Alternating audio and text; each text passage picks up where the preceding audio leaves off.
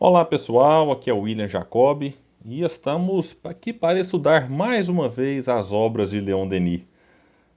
No livro O Porquê da Vida, dando sequência nele, já nos encaminhando para o encerramento do mesmo.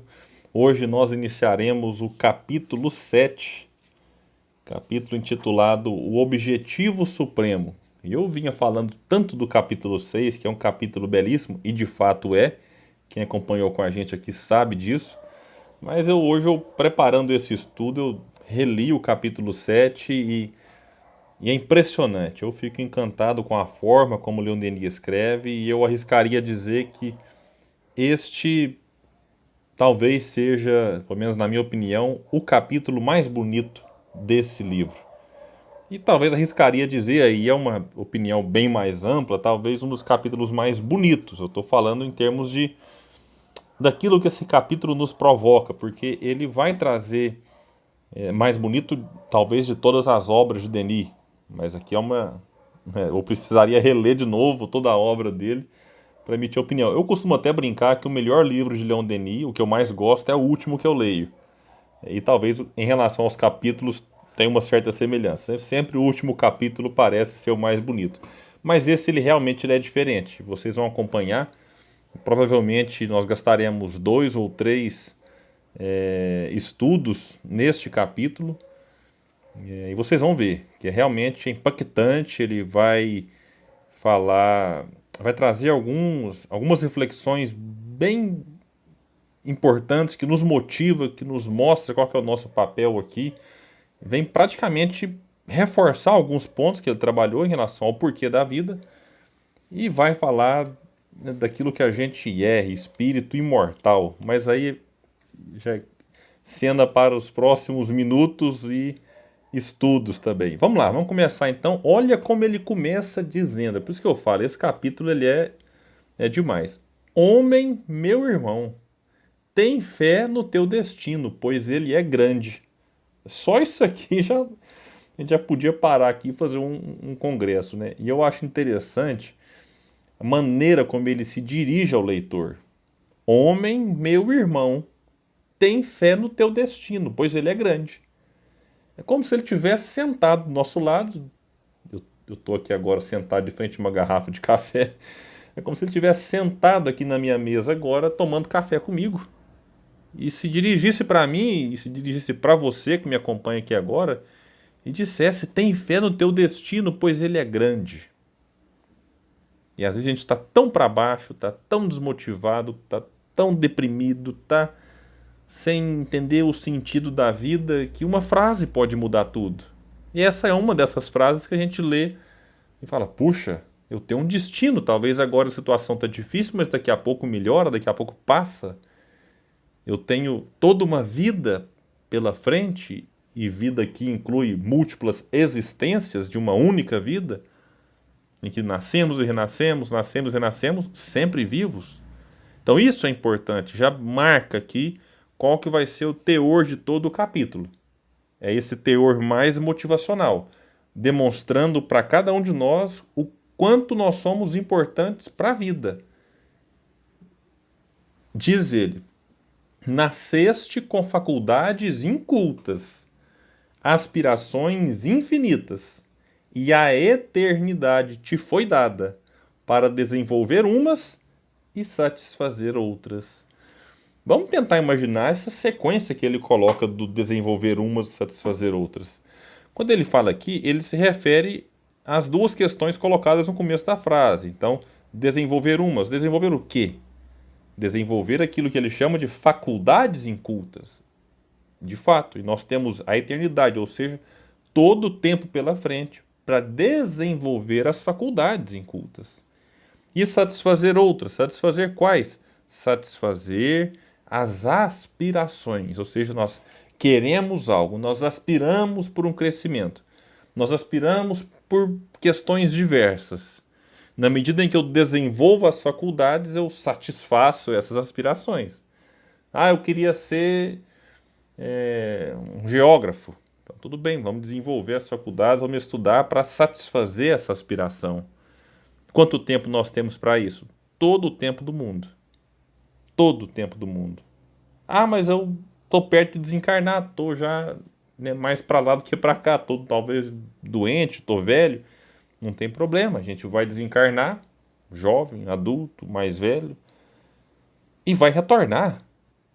Então eu costumo até dizer que estar encarnado é ao mesmo tempo cumprir aquilo que a gente, ou cumprir parte, né, do que a gente planejou, e ao mesmo tempo já começar a fazer planos para o futuro, até para outras encarnações, por que não? Eu confesso para vocês que eu já trabalho algumas coisinhas aqui, falo, nossa, na outra encarnação, se eu puder vir com algumas responsabilidades, né, diferentes das que eu vim agora, não que sejam menores, mas diferentes.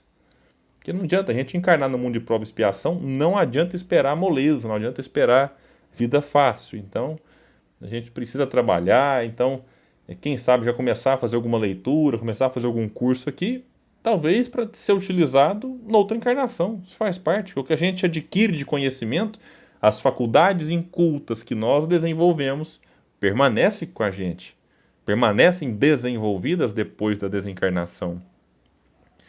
E ele vai dizer mais aqui agora: crescer de vida em vida, esclarecer-te pelo estudo, purificar-te pela dor, adquirir uma ciência sempre mais vasta, qualidades sempre mais nobres, eis o que te está reservado. Crescer de vida em vida, ou seja, progresso, estamos aqui para progredir, ninguém veio aqui para passar o tempo. Se a gente sair daqui melhor do que quando a gente aqui chegou, já valeu demais estar encarnado. Ora, é claro, quanto mais evoluirmos, melhor.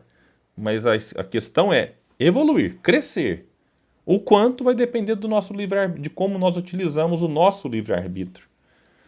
Esclarecer-te pelo estudo. Meus amigos, o estudo é fundamental. Por isso Jesus falou: conhecereis a verdade vos libertará. Conhecereis, é necessário o conhecimento. E quando se fala estudo, claro, que a gente pode falar de estudo de livros, por que não?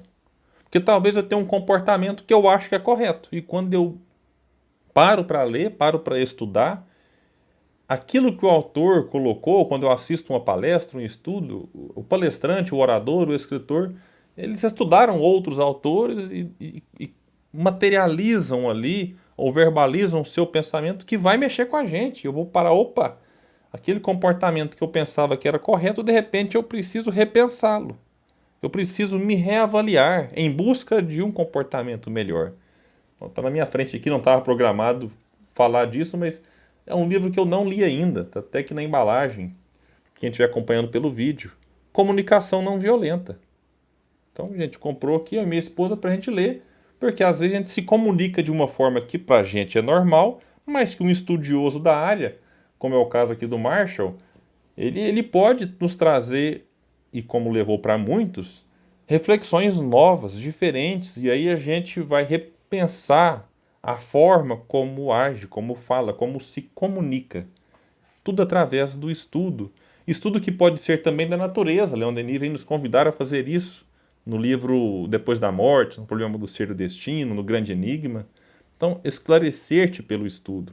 Purificar-te pela dor. Nós já falamos em outros estudos a importância da dor para purificar, para mexer com o espírito, para despertar algo que estava adormecido.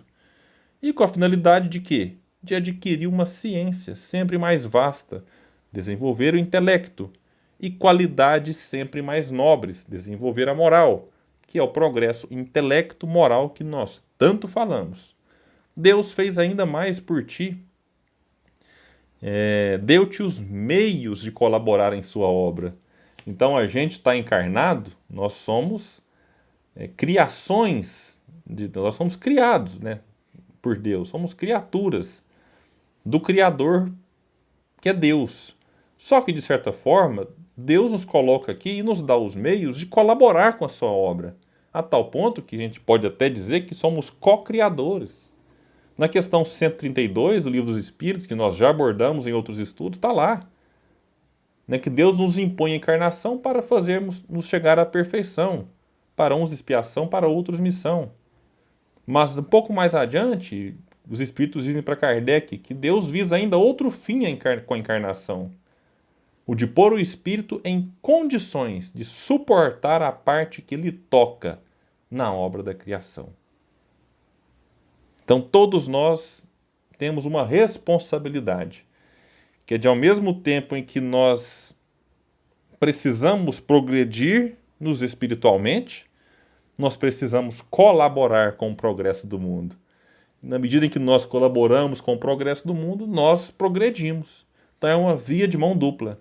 Eu colaboro e tenho como consequência, podendo assim dizer, um progresso pessoal que tem como consequência o maior desejo de colaborar mais com o progresso coletivo. Então é um vai e vem, eu ajudo, sou ajudado, eu colaboro e recebo de volta. E não é preciso preocupar com isso, gente, é natural. Né? Existe uma lei divina que isso é da lógica. E não é que existe uma recompensa, como se tivesse um tribunal nos recompensando. É porque funciona assim, a gente vai despertando a consciência com o passar do tempo. Deus te deu os meios de colaborar em sua obra, de participar da lei do progresso sem limites, abrindo novos caminhos para teus semelhantes, elevando teus irmãos, atraindo-os para ti, iniciando-os nos esplendores do verdadeiro e do belo, nas sublimes harmonias do universo. Quando ele fala atraindo-os para ti, me faz lembrar a parábola do grão de mostarda. É o grãozinho que você coloca, a menor semente, né, que se tinha notícia, e talvez ainda, mas que se transforma numa árvore. E daquela árvore depois, pássaros se aproximam daquela árvore. Essa parábola fala de progresso espiritual, em que começamos, né, com uma minúscula semente e vamos crescendo espiritualmente. E os pássaros que se aproximam da árvore da parábola do grão de mostarda, a gente pode entender esses pássaros como sendo espíritos que acabam se aproximando de outros espíritos que já adquiriram evolução espiritual. Como nós nos aproximamos de Jesus, mas se queremos pensar em árvores menores, nos aproximamos de Leon Denis, nos aproximamos de Chico, de Allan Kardec, Camille Flammarion e tantos outros que abriram novos caminhos para os seus semelhantes. Outros que elevaram seus irmãos, como tentam, através dos seus ensinos, nos elevar. E assim funciona a dinâmica da vida. Da mesma forma que nós aproveitamos aquilo que outros fizeram, no futuro, alguns poderão aproveitar daquilo que nós fazemos. Mesmo que não deixemos obras escritas, palestras realizadas, mas a nossa vida em si, ela pode servir para que outros, né, tirem um proveito dela. A nossa morte, sabe-se lá quando vai ocorrer, não pode ser em vão. Se quando nós desencarnarmos, alguém olhar para nós e tentar achar alguma coisa de interessante na nossa vida, quer dizer que nós já marcamos a vida de alguém. E isso é abrir caminhos para os semelhantes. Bom, meus amigos, dessa forma nós encerramos esse estudo, que abre o capítulo 7, mas a gente vai ficar nele aqui mais, eu acredito que mais 2 episódios, e eu deixo o convite para que continue conosco, continuem estudando Leon Denis, divulgando, compartilhando, chamando outros amigos para estar aqui com a gente, né, nesse momento bacana, poucos minutos, mas o suficiente para a gente se encantar pela forma como Leon Denis escrevia e pelo que Leon Denis escrevia. Muita paz, fiquem todos com Deus e até o nosso próximo estudo das obras de Leon Denis.